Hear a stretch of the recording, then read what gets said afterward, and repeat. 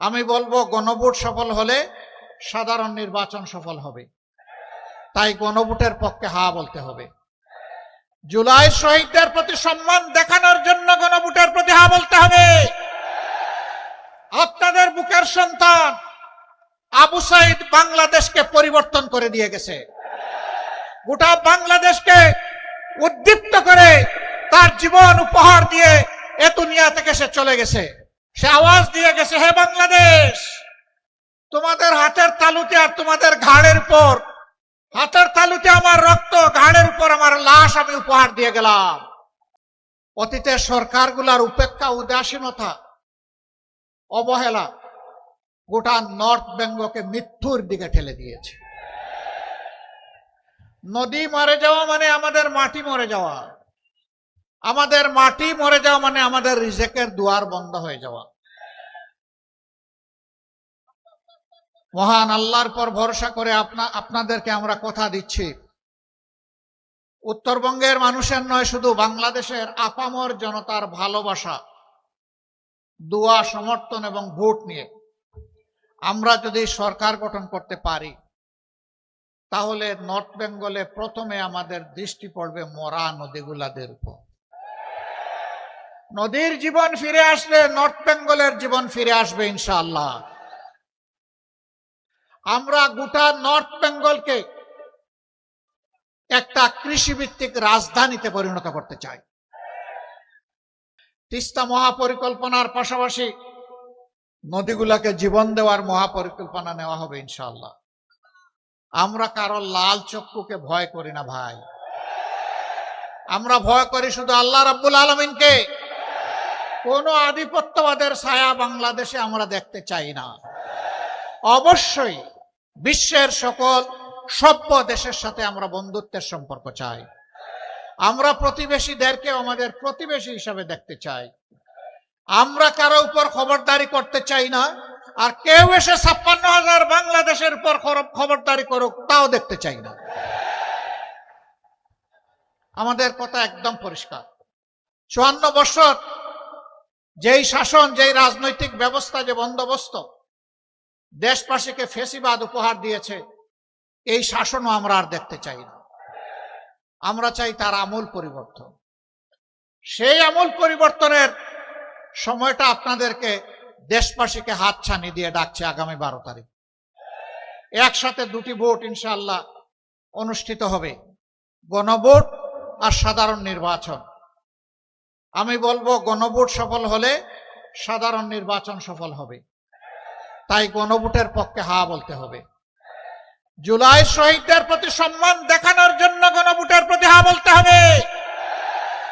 আপনাদের বুকের সন্তান আবু সাইদ বাংলাদেশকে পরিবর্তন করে দিয়ে গেছে, গোটা বাংলাদেশকে উদ্দীপ্ত করে তার জীবন উপহার দিয়ে এ দুনিয়া থেকে সে চলে গেছে।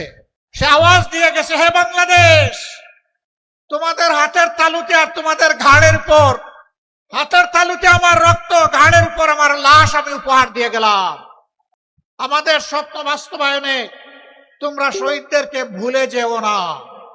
আমরা কথা দিচ্ছি, আমরা ভুলে যাব না ইনশাআল্লাহ। ওরা কি চেয়েছিল?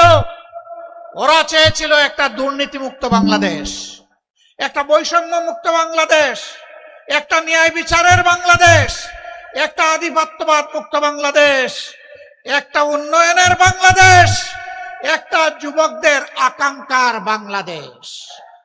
রাস্তায় নেমে স্লোগান দিয়েছিল, উই ওয়ান্ট জাস্টিস। বুক পেতে দিয়ে বলেছিল, আমার অধিকার আমাকে দাও, নইলে আমাকে গুলি দাও। ডানা মেলে বলেছিল, বুকের ভিতরে তুমুল ঝড়, বুক পেতেছে, গুলি কর। গুলিকে পরোয়া করে নাই। হে দেশবাসী, আমরা কি আবু সাইদ ও তার সঙ্গী শহীদদের কাছে ঋণী নই? এই ঋণ পরিশোধে আপনারা প্রস্তুত আছেন? সদা জাগ্রত পাহারাদার হিসাবে সবাইকে প্রস্তুত থাকতে হবে। আকাশ, নীল আকাশ, মাঝে মাঝে আকাশে শকুনের ছায়া দেখা যায়। ওই শকুনের ছায়া যেন বাংলাদেশের মাটিতে পড়তে না পারে। আপনারা সাবধান থাকতে পারবেন তো? পরপর তিনটা নির্বাচন, 14, 18, 24। আমাদের যুব সমাজ, আমাদের সাধারণ মানুষ, আমাদের ভাইয়েরা বোনেরা একটাও ভোট দিতে পারে নাই। যুব সমাজ তাদের জীবনেও একটা ভোট দিতে পারে নাই। এবার অনেক অপেক্ষার পর আগামী 12 তারিখ আসছে।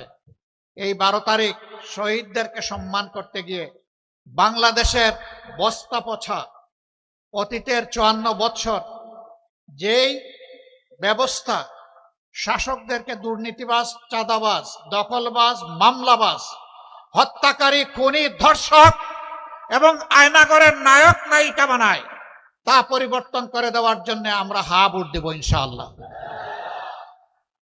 হা ভোটের পক্ষে জোয়ার তুলতে হবে। সেই হা ভোটের জোয়ারে অতীতের বস্তা পচা সমস্ত ব্যবস্থা যেন ভেসে যায়। আমরা মহান আল্লাহর উপর ভরসা করে কথা দিচ্ছি, ঘরে বসে উত্তরবঙ্গকে আপনারা রাজধানী বানাবেন ইনশাআল্লাহ।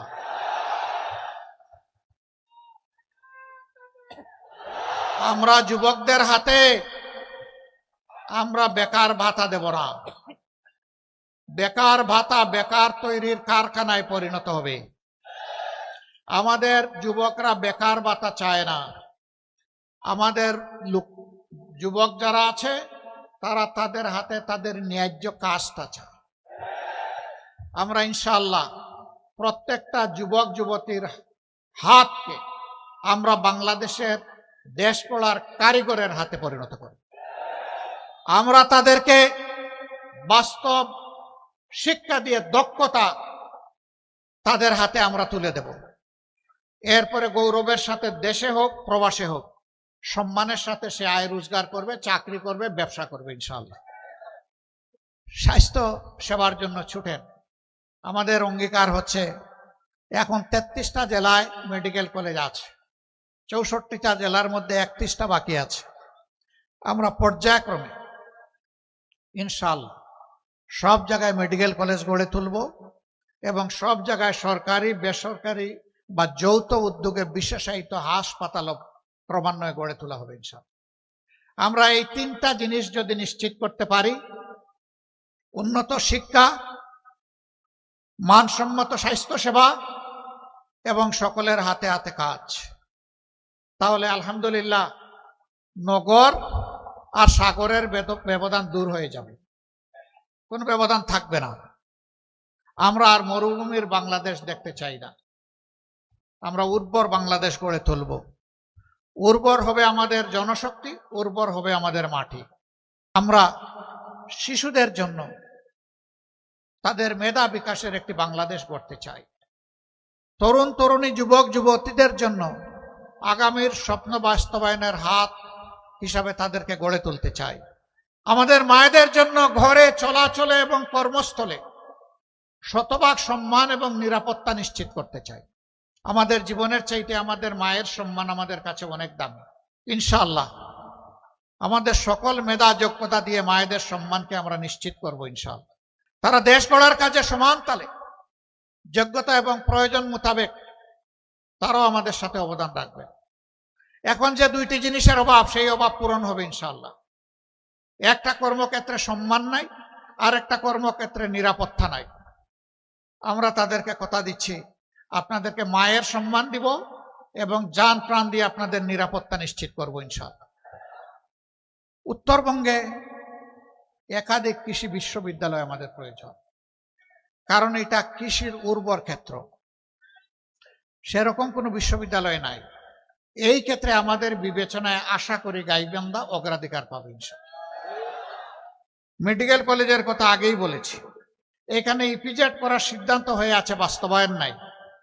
ইপিজেড এখানে হওয়া উচিত কর্মসংস্থানের জন্য এবং আমাদের উৎপাদিত যে সমস্ত পণ্য আছে সেইগুলাকে প্রসেসিং করা, বাজারজাত করা, বিশ্ব বাজার ধরার জন্য, বাংলার বাজার ধরার জন্য প্রয়োজন আছে। আমরা অবশ্যই এটার দিকে মনোযোগ দিব ইনশাআল্লাহ। আপনারা দোয়া করবেন। আমাদের চুরির টাকাগুলো যদি আমরা ফেরত পাই আর নতুন চোরদের হাত যদি আমরা অবশ করে দিতে পারি, বাংলাদেশের উন্নয়ন লাফিয়ে লাফিয়ে হবে ইনশাআল্লাহ, লাফিয়ে লাফিয়ে হবে।